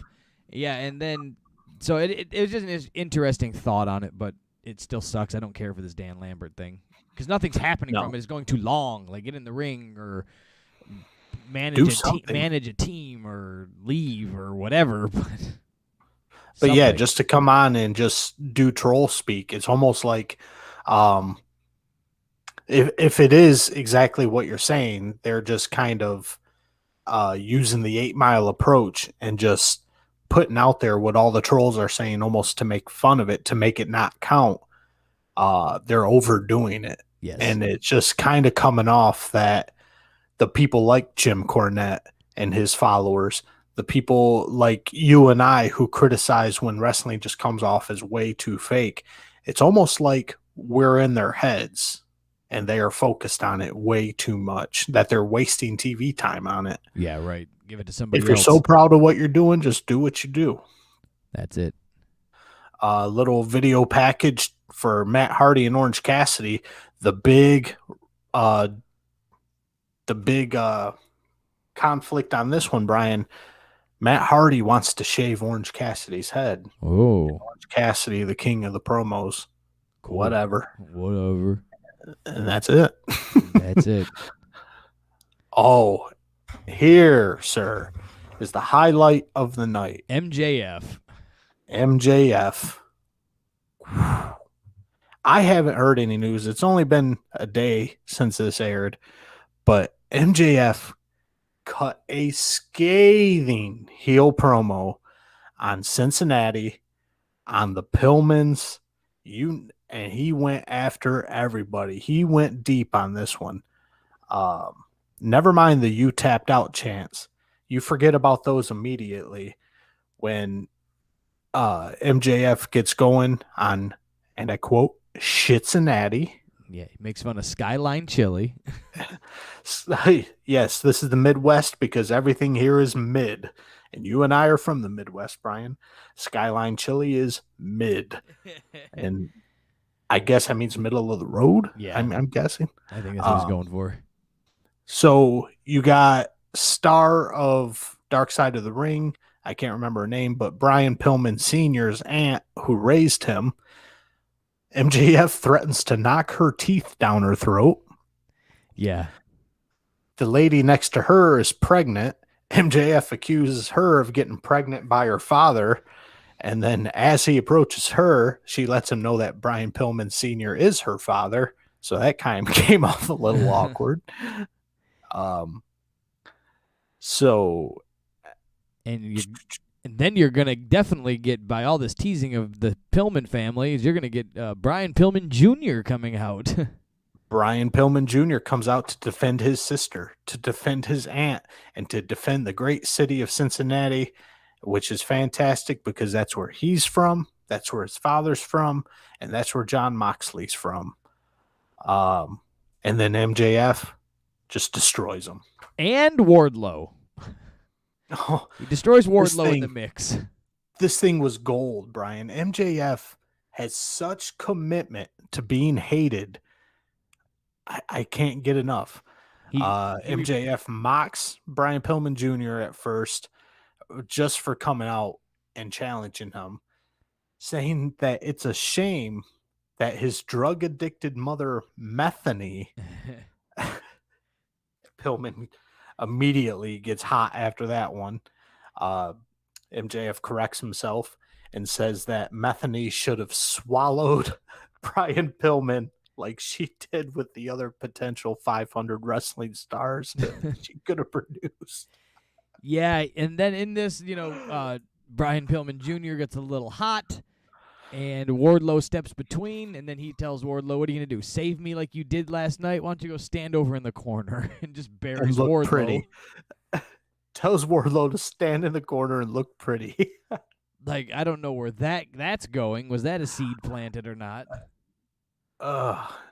MJF tells Brian Pillman Jr., if you don't get out of the ring, I'm going to do to you what your mother should have done to you 28 years ago. Abort you. Yeah. He went hot. Like, there was some pretty, like, oh shit moments in there. Oh, I loved every minute of it. And I'm pretty sure Tony Khan was shitting his dipes back in the backstage area. But Pillman ends up that's too much. He takes MJF down and beats him until Wardlow looks like hesitantly pulls him off. Pillman gets out of his grasp, and Wardlow ends up beating him up. Griff Garrison makes a short appearance, but he gets taken out with a huge clothesline, and MJF punches him in the face, and it's a wrap on that. And then we have to go into the Mox and Suzuki video package after seeing this pure heat. Yeah. And then did we go into the Mox and Suzuki match? No, just the promo. We had to go into Ruby Soho and Jamie Hayter. Oh yeah. Which wasn't a terrible match. No, but it was just a match. Right. It was just a match. Ruby ends up winning with a Pele kick, and then we get our little afterbirth here. Britt Baker attacking Ruby, obviously setting up a match for them two. Yes. Riho comes out to make the save. She gets stopped, and Chris Statlander ends up making the final appearance and makes the save, clearing everybody out with a steel chair.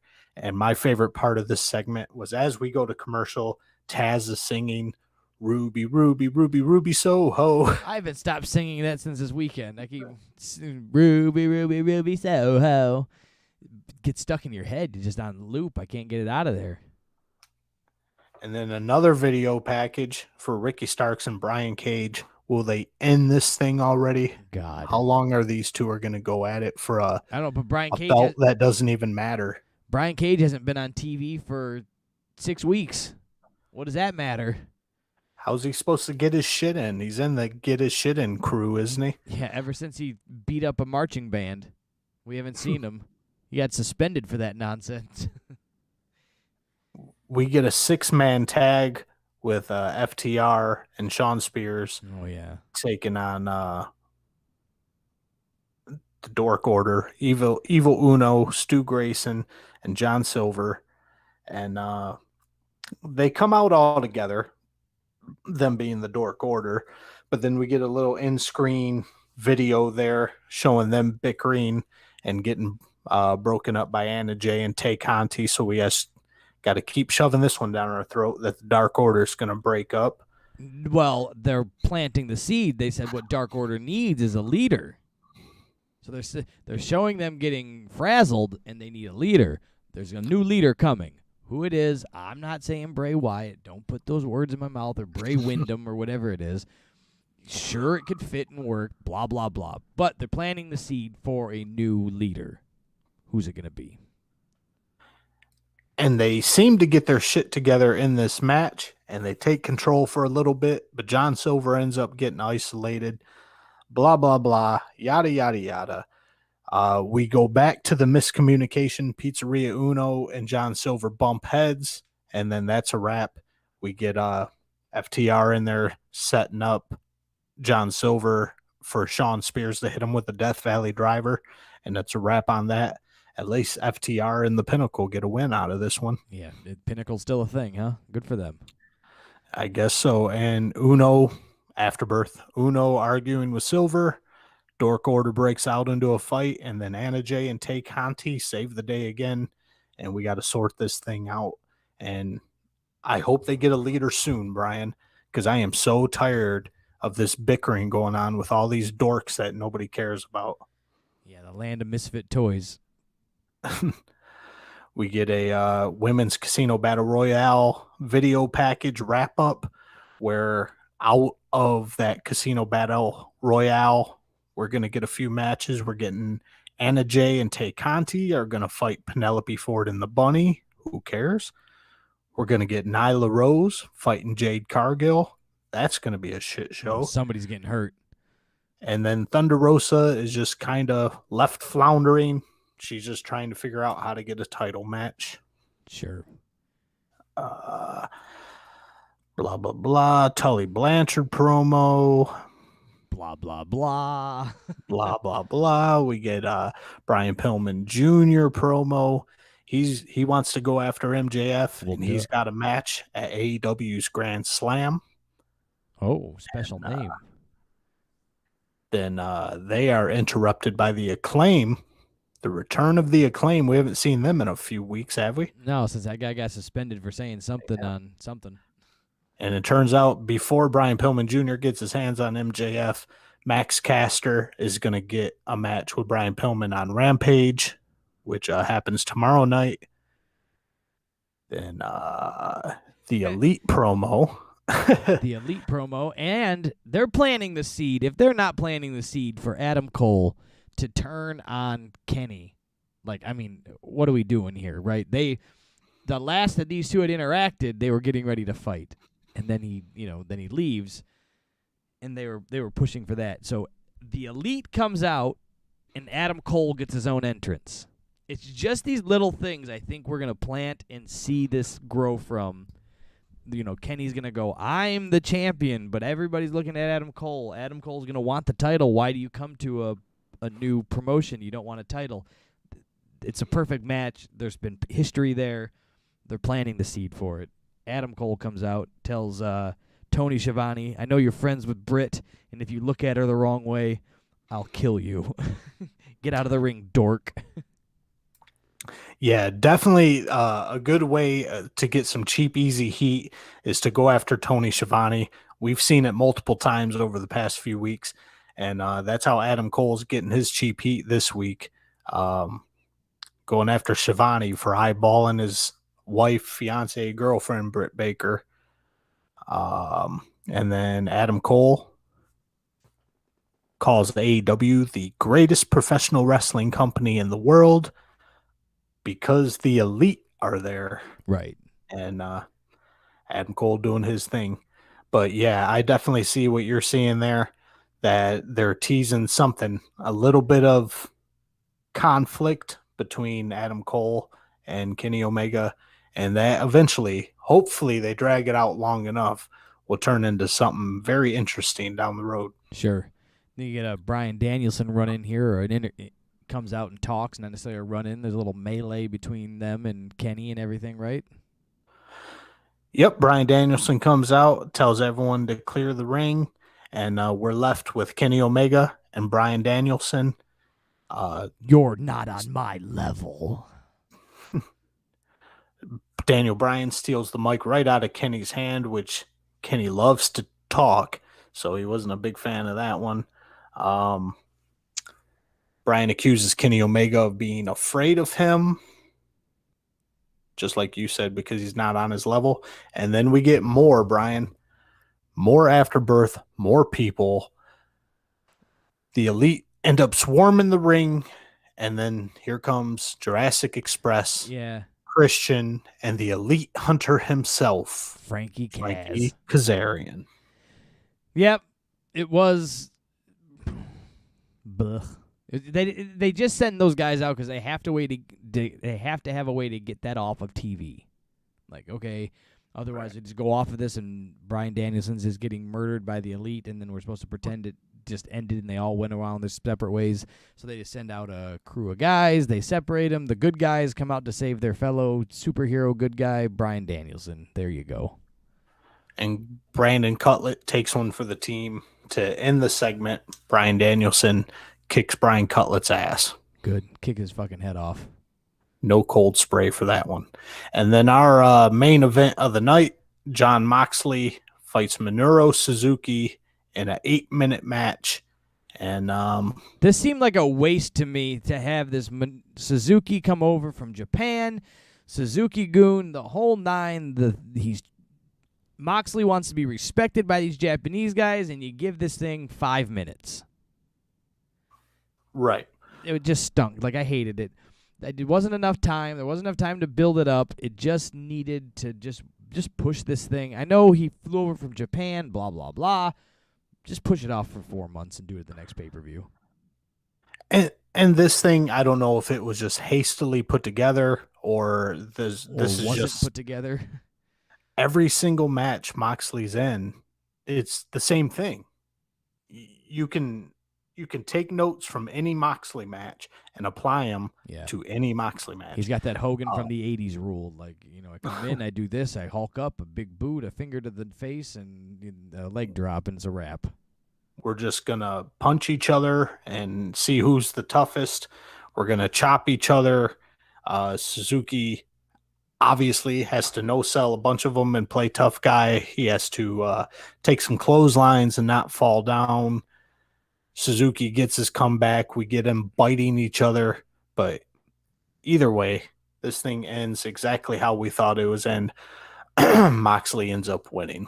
Yeah, next week they're going to do something with Suzuki and Lance Archer because Lance Archer was part of Suzuki-gun over in New Japan, so they're going to team up and take on Moxley and probably Eddie Kingston, I guess. Something along those lines is going to go down, so we'll see what happens.